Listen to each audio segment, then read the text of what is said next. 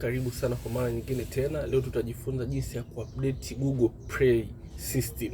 Hii ni update ina update Google Play. Kwa hiyo ni muhimu sana na inafanya simu yako hasa Play Store kufanya kazi katika ubora wa hali ya juu. Tukitaka kuupdate tunasogeza hapa juu. Tunaingia kwenye setting ya simu yako. Moja kwa moja ukishatoka kwenye setting unaangalia sehemu pameandikwa security. Utaona pameandikwa security hapa, unaingia kwenye security, alafu utaona vimeandikwa Google Play System Update. Basi utaweza kugusa Google Play System Update, kisha itacheki update yako.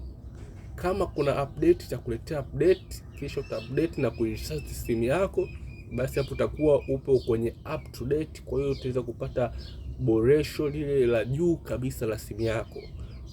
Karibu sana, usiache kuupdate sehemu, maana ni muhimu sana. Watu wengi wamekuwa wanaipuuzia, lakini jambo la muhimu. Karibu sana kwenye channel yetu.